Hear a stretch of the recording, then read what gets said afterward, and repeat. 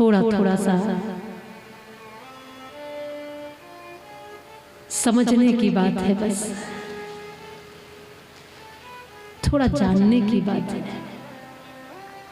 आज विश्राम दिवस है, इसलिए केवल ऐसा नहीं कि कथा एक तरफ से सुनो दूसरी तरफ से निकाल दो, एक कान से सुनना एक से निकालना, इसलिए नहीं, दोनों कानों से सुनकर भीतर ले जाना। 7वें दिन में मैं आपसे पूछना चाहूंगी, कथा समझ में आ रही है, आई कि नहीं आई कुछ, या फिर ऐसे ही कह दोगे कि किसी महाराज ने पूछा, सामने परीक्षित बैठे थे कि कथा सुनी, उसने कहा हाँ सुनी, पहले दिन की कथा सुनी, बहुत बढ़िया लगी, बहुत अच्छी, बहुत सुंदर कथा। दूसरे दिन की कथा शुरू करने से पहले पूछा कि कथा सुनी, कथा बहुत बढ़िया, बहुत अच्छी, बोले समझ में आ रही है, बहुत समझ में आ रही है, तो बताओ कल कथा कहाँ चल रही थी? तो ये इधर उधर दाएं बाएं आगे पीछे ऊपर नीचे इधर उधर बहुत देर देखता रहा, और फिर बाद में कहता है महाराज जी कथा कल मंच पे ही तो चल रही थी। तो बोलो हमारी कथा मंच पर ही चलती रह जाएगी या हम तक भी पहुंचेगी? पहुंचनी चाहिए जरूर, मंच तक सीमित ना रहे और हम तक कथा पहुंचे। इसका भाव, इसका मतलब ये है कि जो यहाँ सेवा प्रकल्प के लिए जो कथा कही जा रही है, उस सेवा प्रकल्प में आप अपनी भूमिका निभाएं। यहाँ से जो बुराई छोड़ने की बात कही जा रही है, उस बुराई को आप छोड़कर जाएं, और जो अच्छाई की बात चल रही है, उस अच्छाई को धारण करके जाएं। जो जो कथा सुनाई जा रही है, उस कथा को सुने, धारण करें आचरण में, कर्म में और व्यवहार में। नहीं तो 7 दिन यहाँ आए, यहाँ सुना और यहीं छोड़कर चले गए तो कोई फायदा 7 दिन में नहीं मिलेगा। पर अगर 7 दिन में 7 बात भी भीतर ले गए तो जीवन निखर जाएगा, पावन हो जाएगा। तो ये कौन कह रहा है? ये आपका भीतर अंतस, ये आत्मा कह रही है कि शरीर नाचे न नाचे, लेकिन आत्मा जरूर आनंद में नाचनी चाहिए। और कथा सुन करके आत्मा ही नाचती है, क्योंकि कथा आत्मा का भोजन है।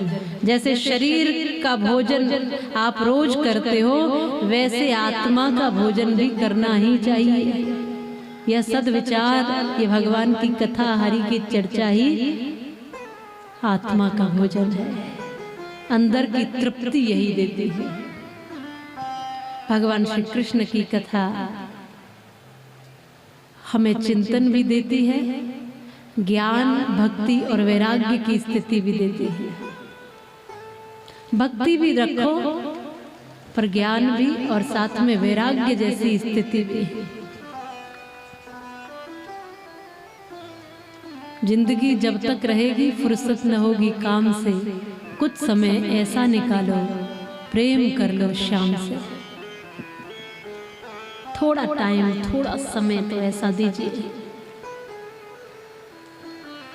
बस वही पशुओं की तरह जिए जा रहे हैं। आहार निद्रा भय मैथुनंच सामान्य में तत्पशुभि नराणम ज्ञानम नराणम अधिको विशेषो ज्ञाने रही न पशुभि समान धर्मे रही न पशुभि समान। वैसे ही जिए जा रहे हैं। खाना, सोना, डरना, संतान पैदा करना, ये चारों चीजें तो मनुष्य पशु में बराबर ही है। मनुष्य इसलिए मनुष्य नहीं कहलाता कि संतान पैदा करता है, खाता है, सोता है, डरता है। मनुष्य मनुष्य इसलिए कहलाता है कि यह सब होते हुए भी वो ऊंचा चिंतन रखता है, ऊंचा चरित्र रखता है, ऊंचा जीवन जीता है। पशुओं से ऊंचा है उसका चिंतन, पशुओं के जैसा तो नहीं। पशु तो भोग योनि है, लेकिन मनुष्य एक योग योनि है, कर्म योनि है। इसलिए पुनर्वित्तम पुनर्मित्रम पुनर्भार्या च पुनर्मही एतत् सर्वम पुनर्लभ्यम न शरीरम पुनः पुनः। सब कुछ इस दुनिया में दोबारा मिल जाएगा। धन, संपत्ति, खजाना, यदि मित्र रूठ जाए तो मना लोगे, पत्नी रूठ जाए तो भी मना लोगे, यदि जमीन चली जाए तो कभी न कभी खरीद लोगे, लेकिन न शरीरम पुनः पुनः, यह शरीर बार बार मिलने वाला नहीं है, बार बार नहीं मिलेगा। बड़े भाग्य मानुष तन पावा, सुर दुर्लभ सदग्रंथ ही गावा। नर तन सम नहीं कब निहु देहि, जीव चराचर याचत येहि। बड़े भाग्य से मिला है ये शरीर, ये जीवन, ये समय, ये स्थान, ये अवस्था, बड़े भाग्य से मिला है ये सब कुछ, इसलिए इसका सदुपयोग करिए, मानिए, जानिए और फिर उसको मानिए। यहाँ भगवान श्री कृष्ण की सानिध्य सबको मिली है, लेकिन यहाँ आप देख पाओगे कि भगवान की ही संतानें व्यसनों में पड़ गई। तमाम पौत्र इत्यादि इनके व्यसनों में पड़ गए, शराब आदि व्यसनों में पड़कर अपना ही जीवन बर्बाद कर रहे हैं।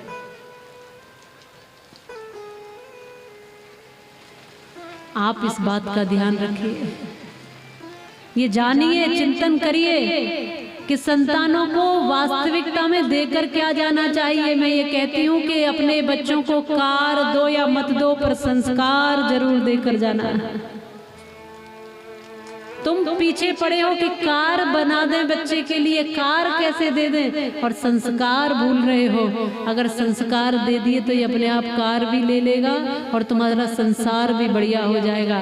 अगर संस्कार नहीं दिए तब कुछ भी ठीक होने वाला नहीं।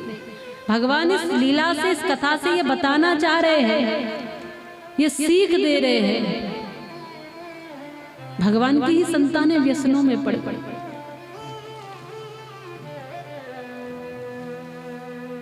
भगवान ने चिंतन किया कि दंड तो दिलाना है, अपने आप तो ये मानते नहीं। हुआ ये कि एक दिन इन्होंने संत का अपमान करा, संत की परीक्षा लेनी चाहिए। इन्होंने नकली गर्भ लगा करके एक बालक के स्त्री बनाकर उसको, और संतों से पूछा कि क्या होगा, पुत्र या पुत्री।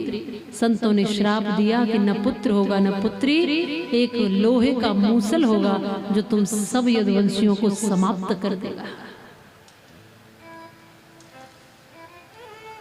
ये घबराए, ये डरे। याद रखना, पिता की कितनी भी ख्याति हो, अपनी हस्ती, अपनी ख्याति अपने ही कर्म से बनती है। अगर तुम व्यसनी हो, अगर तुम्हारे भीतर खोट है, तो तुम पिता की ख्याति और डुबा दोगे, अपनी तो बनाना दूर। पिता की ख्याति से तुम्हारी ख्याति नहीं, पिता के पैसे से तुम धनवान नहीं हो। इसलिए अपनी सोच बदलो, अपना चिंतन बदलो। पिता ने जो कमाया है वो उनका है, हम चरित्र भी कमाएंगे और हम अपना जीवन भी अच्छा और सफल बनाएंगे। ऐसा संस्कार जीवन में लाओ, ऐसा विचार जीवन में लाओ, ऐसा विचार लेकर आइए। और ये विचार कहाँ मिलेगा? ये विचार मिलेगा आपको सत्संग में आकर, ये विचार मिलेगा आपको कथाओं में आकर, ये विचार मिलेगा आपको यहाँ से कुछ श्रेष्ठ बातों को सुनकर, समझकर। आज अगर दुनिया में कुछ कमी है तो अच्छे विचारों की। जिसे भी देखो वही नकारात्मक विचार लिए घूमता है, जिसे भी देखो वही भीतर कचरा लिए घूमता है, जिसे देखो वही, और जब भी मुंह खोलता है तो कचरा ही निकलता है। जब भी वाणी से कुछ बोलता है तो कटु और बिल्कुल बेकार ही निकलता है। इसलिए भीतर कुछ अच्छा भरिए, और भीतर कुछ अच्छा भरा जाएगा तो बाहर भी अच्छा ही निकलेगा। वही निकलता है ना जो भीतर होता है।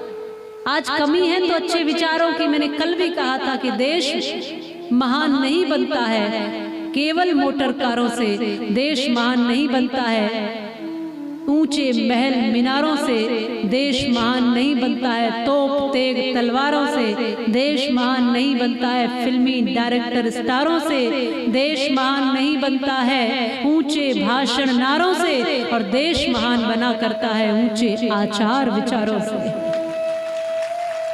ऊंचे आचार विचारों से। ये विचार मिलेंगे तुम्हें कथा में आकर। हम बार बार कहते हैं आइए कथा में, आइए कथा में। इनविटेशन देने पड़ते हैं, बड़े बड़े बैनर लगाने पड़ते हैं। लोग तब जाकर के ऐसा सोच करके कि हाँ जी अब तो एहसान करना ही पड़ेगा, तो आ जाते हैं।